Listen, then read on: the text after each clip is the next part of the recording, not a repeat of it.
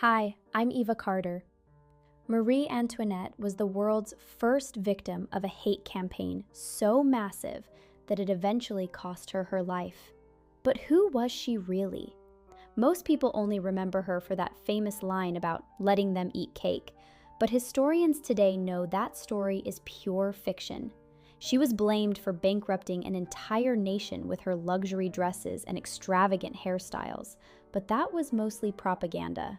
If you're ready to learn the truth that's been hidden for centuries, hit the like button right now and subscribe to the channel. We're starting our investigation. The negative image of our heroine was the work of a massive PR machine run by both the French court and the revolutionaries. To understand how she ended up where she did, we have to go back to the very beginning, to her home in Vienna, where she was known by a completely different name. Growing up in the Schönbrunn Palace in Vienna was anything but a fairy tale. Empress Maria Theresa saw her children primarily as political assets to be used for strategic marriages. Little Antonia was the 15th child in a family where parental attention was a rare luxury. She lived in a world where her future was mapped out years in advance, and her personal feelings didn't matter. Until she was 12, her education was mostly neglected, and she grew up largely left to her own devices. She was a lively and creative child, preferring play and music to boring grammar lessons. In fact, there was a strict naming system.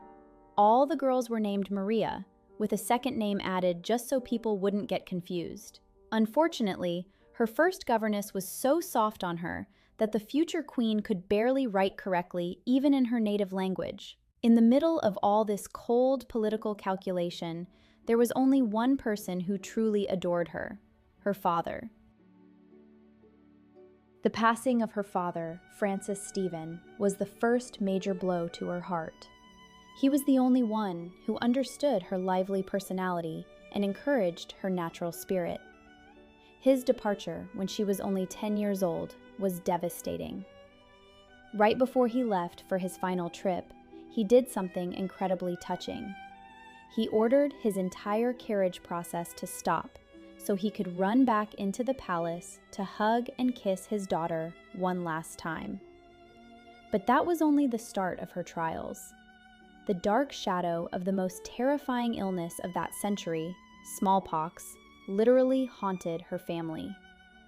Young Antonia watched as her loved ones passed away one by one.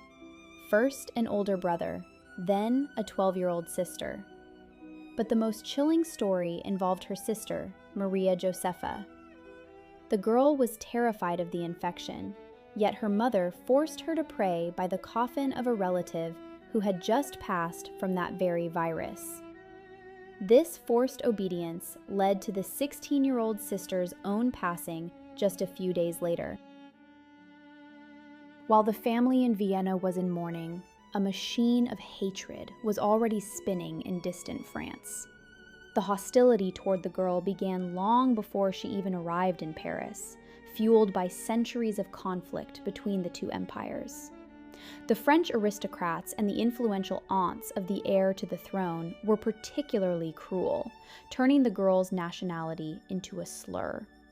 They used a play on words to turn the title the Austrian into an insulting term meaning the other bitch. This young teenager became a target for vicious jokes before she even saw the borders of her new home. It turned out the future queen was completely unprepared for the throne. She spoke almost no French, and her manners were far too relaxed for the strict etiquette of Versailles. As the engagement drew near, an emergency preparation began. It was less like tutoring and more like a total reconstruction of a human being.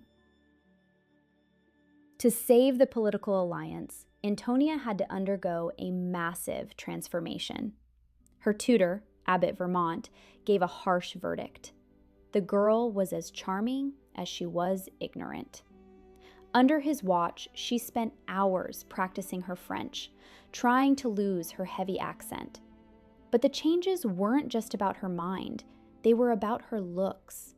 The future queen's teeth were crooked, so a personal dentist was brought in from France to fix them.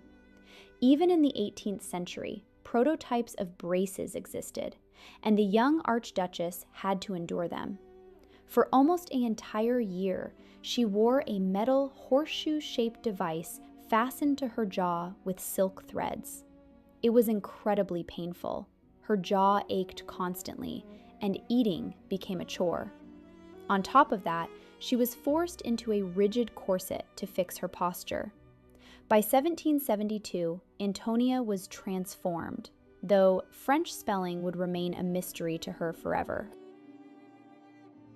At the border, on a tiny, uninhabited island in the middle of the Rhine River, a pavilion was built for a transfer ritual called the remise. This process was designed to completely erase the past of the Austrian Archduchess. In the central zone, the 14-year-old girl was required to change all of her clothing to ensure she wouldn't bring any foreign items into her new country. But the hardest part was saying goodbye to her beloved pug. The dog was literally torn from her arms because no living thing from Vienna was allowed to cross that line. It was only later, after seeing the bride's inconsolable tears, that they allowed the pet to return. Stepping into the French zone, Antonia was completely reborn. She entered her new life in a dazzling wedding dress made of a unique fabric of silver and silk. The gown, embroidered with hundreds of diamonds, sparkled brilliantly, but the sky over France was already starting to darken, signaling a storm ahead. The lavish celebration at Versailles turned into a series of terrifying omens. The first warning sign happened during the signing of the marriage contract. The bride's hand shook so much that a heavy ink blot fell onto the paper, crossing out part of her name. Superstitious courtiers whispered that the spot looked like a drop of blood. The second warning was from nature itself. A violent storm broke out, sending the aristocrats running for cover. But the worst tragedy happened in the city square during the final fireworks display. The explosions caused a fire, which triggered a horrific crush in the narrow streets. That night, over 1,000 people lost their lives. Some were trampled in the chaos, others didn't survive the fire. While the common people were burying their loved ones, the young couple remained inside their glittering Versailles bubble, completely unaware of what was happening outside. At that time, France was literally suffocating under the weight of massive national debt. The tax system was the height of injustice. The nobility and the clergy were almost entirely exempt from paying, so the entire burden fell on the poor. When a series of bad harvests hit the country, bread prices skyrocketed, and real famine began. At the same time, the ideas of the Enlightenment were changing the way society thought. Philosophers like Voltaire and Rousseau openly argued that a ruler wasn't a god, but just a man. These thoughts became the intellectual fuel for the coming fire. Paradoxically, the French nobility treated these revolutionary ideas like nothing more than a trendy topic for salon gossip. But inside the palace itself, the main topic wasn't politics, it was the royal bedroom. For 7 years, the whole world mockingly watched the couple's quarters, where absolutely nothing was happening. Louis XVI and Marie Antoinette were complete opposites. While she loved the social life, he preferred solitude and making complex locks.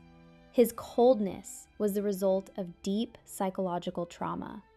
He grew up watching the behavior of his grandfather, who kept an entire estate for questionable entertainment. For the devout heir, the very idea of intimacy became associated with something shameful.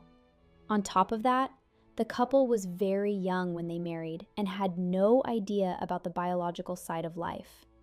For 7 long years, they lived under the pressure of the court until 1777, when the Queen's brother, Joseph, visited Paris. After his blunt advice, everything changed. In 1778, Marie Antoinette finally experienced the joy of motherhood, though she endured a difficult birth in a stifling room packed with 200 spectators. That experience put an end to such public birth practices forever. The birth of her first daughter was a moment of triumph for Marie Antoinette. By becoming a mother, she finally felt protected. Her main mission for the crown was complete. In the years that followed, she had 3 more children, including the long-awaited heirs. These were rare moments of true peace and genuine popularity with the people. The last bright days before the political storm finally tore down the walls of Versailles. We leave our heroine at the peak of her personal happiness, not yet knowing that scandals over diamond jewelry, betrayals, and the tragic end of a great era lie ahead. This was only the first part of the life of a woman who just wanted to enjoy the world, but was forced to pay for the mistakes of generations.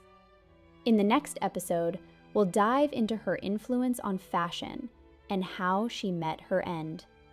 While you wait for the sequel, be sure to check out the 2 other interesting videos on the screen. I'm Eva Carter. See you in Versailles.